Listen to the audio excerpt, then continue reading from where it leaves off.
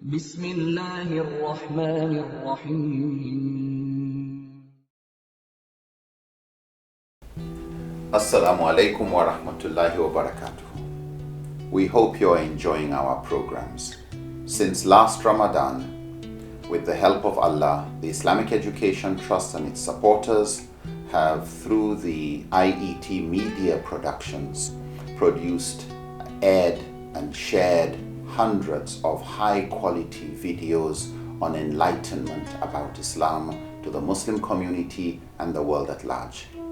We have, alhamdulillah, been able to air topics to do with self-improvement, purification of the heart, spiritual growth, ethics, morality, family, parenting, marriage, child upbringing, issues surrounding self-improvement, financial literacy, better self-management, Islamic jurisprudence, and responses to common questions asked about Islam by Muslims, by non-Muslims, and also responding to Islamophobia and those who have a fear about Islam. For this work to continue and for it to be sustained, we need your support. If it is to become a sadaqatun jariyah, we would need all you can do to help us ensure that this good work continues to benefit humanity. As Allah says in the Quran, in tansurullah yansurukum wa yuthabbit aqdamakum. If you help Allah, Allah will help you and He will make firm your steps. إن تنصروا الله ينصركم ويثبت أقدامكم. We are welcome back. Before we went on break, we were on the issue of the mother ensuring that she breastfeeds her child, and that a lunatic mother should not be allowed to breastfeed her child, and that amounts to total protection for the child. And we are going to continue. You know, we mentioned that there is a great bond in breastfeeding that creates a greater relationship and love between the mother and the child. But definitely breastfeeding is not the only thing for the child as he grows. So we will continue to bring to you other rights the child should enjoy while he's under the care of his parents. Okay. Before I go into that, I would also like to say that Allah subhanahu wa ta'ala said that the divorced mother should also breastfeed her child for 2 years. If the husband decides that, she should complete the 2 years. And if he doesn't decide, it should be done with a mutual agreement. This has been brought because the divorced mother might not be at home with the father, with the child, because she's already divorced. So that as she's breastfeeding, he takes care of her feeding. And even on the demise of the father, whosoever is the guardian of the child should ensure that he takes care of the mother so as she is able to breastfeed this child. Because if she's not well fed, she cannot breastfeed the child properly. So we should take note of that. The situation where the woman is at home, there is no divorce, there is no problem, she's been fed. But on the demise of the husband, or as a result of divorce, she has to claim, she has some claim, as far as the issue of breastfeeding the child is concerned.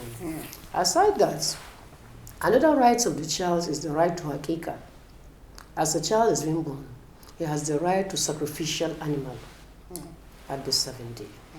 And this is said to be done in order to relieve the child from suffering. Whosoever Allah has bestowed with the means to do is expected to do it. Either a female child or a male child. Hakika is very important. After the hakika, we have naming. In naming the child, we are advised, according to Sunnah of Rasulullah sallallahu alaihi wasallam, you use the sunnatic names. For example, we have the Asma'ullah al-Husna, you can name your children with. We have the prophetic names, you can use in naming your children. We have the names of the Sahabas. And we have the names of the angels, which is makruh. But only the name of angel Jibril alayhi salatu wasalam is allowed.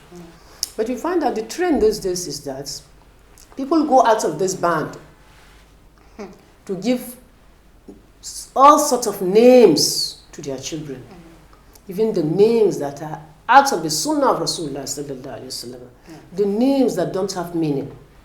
Islamically, if we go to the history of Rasulullah sallallahu alaihi wasallam, if a Christian during his lifetime at Mecca, anybody who converted to the religion of Islam, the Prophet Rasulullah asked for the name. If they found that the name is a good name that has meaning, even though if it is not in the fold of Islam, they allow the person to continue bearing the name. But if they ask and the name doesn't have good meaning, good interpretation, they advise him to change the name. That was during the advent of Jahiliyyah. But today, in this present day that we are, at the level we are with the religion of Islam, people still fashion naming children with all sorts of names. As guy names. As guy names, as nicknames. They don't even know the meaning of such names. So I'm advising as mothers and as fathers, because it is the father. I repeat, it is the father. Get your children befitting names. For example, from the Asma'ul Husna, if you want to name them as male, we have Abdullah, Abdul Razak, Abdul Samad. We have such names. And in naming in the Asma'ul Husna, you should ensure that you put Abdullah. You should add that Abdul to it, not only Razak or Rahman. No, it has to go with that Abdullah. The essence of bearing such name is that they are good attribute of Allah subhanahu wa ta'ala. And you want your child to grow. You want such attributes. You want your child to benefit from such attributes. That is the essence of bearing, giving your children such name. And even in the name of the Sahabas. Because of their improvement in the religion of Islam, it is your prayer that you name your child that name. That child should equally behave as that person you are naming your child. But I don't know what the psyche of women are today. Even if the father said, this is the name, the mother would say, no, this is the name. I have a case study. This is the name the father gave to the child. And the mother says she doesn't want that name. This is the name she will give the child. Why the parents, the side of the father, are calling the child by this name, the side of the mother are calling the child by this name. The child is totally confused. Why should a name cause a problem in the family? So we should go back to the Sunnah and do the right. Perhaps the husband should make a consultation with the mother. If you give birth to a baby boy, I would like to name him this. If it is a baby girl, I would like to name her this. What is your view about it? I don't like such name. This is one I like. Okay, give me this chance. After this, when you give birth to another one, I will give you like that. This is the case, issue I equally face. When I gave birth to my first daughter, it was named after the mother of my husband. When I gave birth to the second boy, they named me after the father of my husband. My relative came. Why should he do so? When they have named Hawa after the mother, they should give Sadiq. They should name him after your father. I said, that is not my business. I don't have business there. I don't think it is my own jurisdiction. Let him name him whatever he will name it. In as far as it is Muslim's name, Alhamdulillah. I feel there shouldn't be a bone of contention in the family that will bring problems so much so that you're confusing the child. They name him this and you're changing that name at the end of the day. In the name of the angels, it is only Angel Jibril alayhi salatu wasalam that it is recommended that they should bear his name. All other names, they are makruh. May Allah subhanahu wa ta'ala guide us. So that brings me to the next question, as regarding the naming of the child. So that's to say that, you know, a name, given a child any name, the name might have some attributes to the child. Yes. Does it has any influence? It has a lot of influence. It has a lot of influence. Like, if you name a child, like a child, if you give a child a name with the intention that he behaves like the bearer of the name, if it is part of the attribute of Allah subhanahu wa ta'ala, he behaves like as part of those attributes. that he is influenced by that attribute of Allah subhanahu wa ta'ala. So if you give the contrary, your child will misbehave. I'm very sorry to say. If you give the contrary, your child will misbehave. Like somebody once told us. So somebody will behave true to his name? True to his name. True to his name. Because it's part of, it contributes to the tarbiyah of the child. It contributes to the tarbiyah of the child.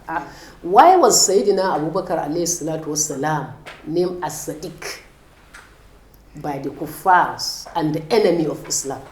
Because of his attitude. So the same thing. Give a child a good name and he will grow up to become a good person. But luxury of the world is what is disturbing us. Luxury, especially the women, you want him to be unique. You want the name to be unique. In what aspects? You want him to be unique. Is it in the aspect of the religion of Sunnah of Rasulullah sallallahu alaihi wasallam, or in what aspects? Give him a good name. If you want him to be unique with those names, give him a good name. They said, what is the name? That which will make a name. It is the attributes of the name that you... Now, issue of naming, giving the child a proper name.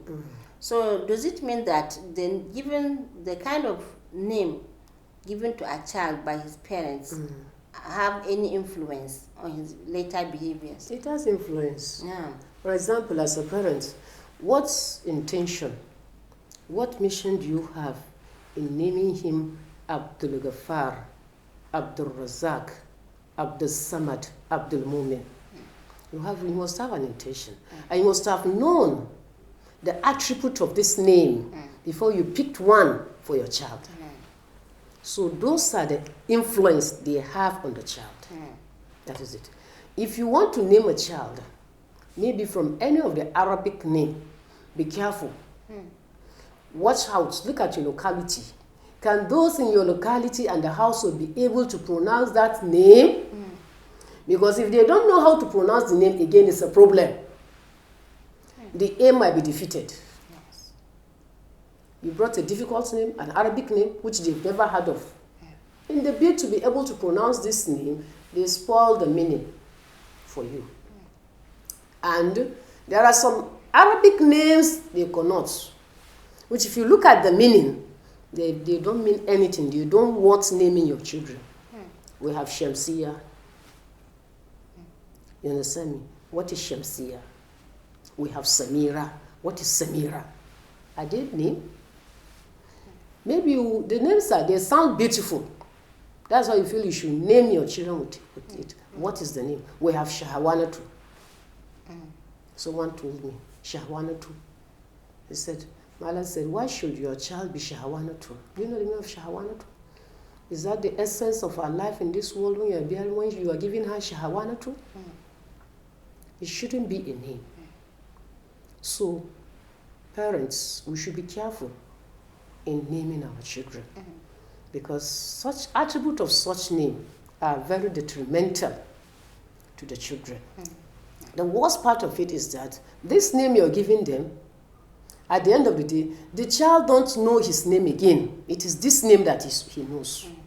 In fact, the worst of it is that the parent who call their children daddy, mommy, junior, that is out of the fold of Islam. Or they call them Baba. If you take a child to school for enrollment, what is your name? He said, my name is Daddy. What is your name? My name is Baba. Are they the names? Even if you are giving this name, giving them this pet name, ensure that they know their real name. From time to time, tell them their names. Your name is so. Why won't you even call them with their names? You name them for the attributes of that name. As soon as you're calling them with that name, Allah subhanahu wa ta'ala will shower the attributes, the mercy in that name on this child. But you abandon such name and you're giving them a different name.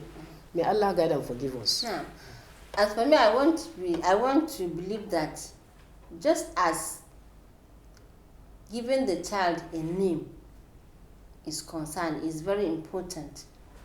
I think it's as important as also, choosing the wife, because we have earlier said that you choose a mother for your child right before you even give birth to him, and that is from the choice of who is your wife, because you anticipate that choosing a good wife will definitely make good children.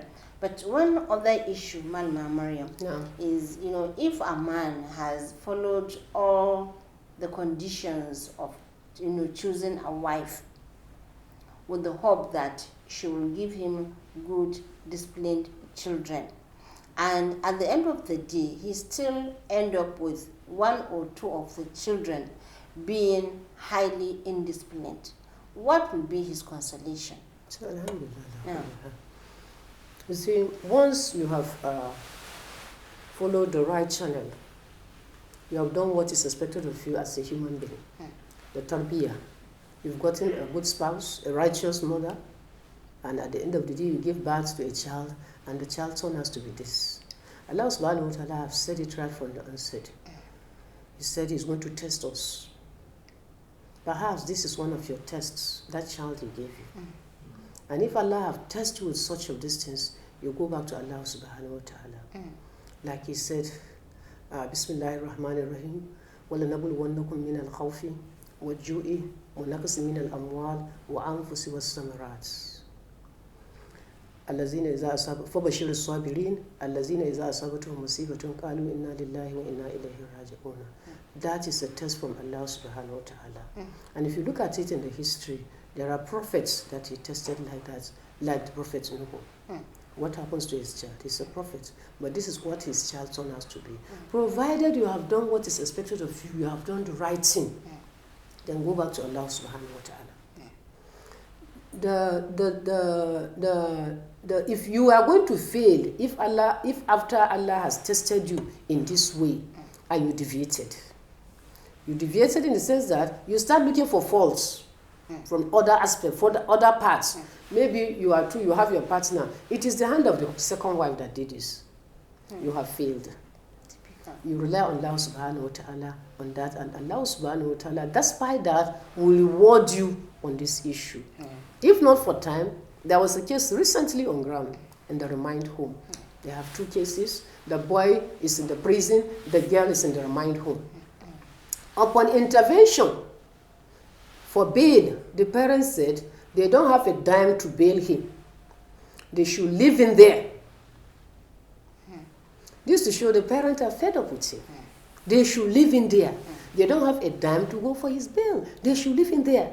This shows the parents are already fed up with his attitude. Alhamdulillah, this is where we have to draw the curtain on this episode of the program, Parenting in Islam. And if you remember, if you have been following us, we have been talking about the rights of the child in Islam. And I think we have been able to, make justice to the topics selected. We only pray that Allah subhanahu wa ta'ala will guide us to follow the teachings we have learned from these episodes of the program. Bismillah. As-salam.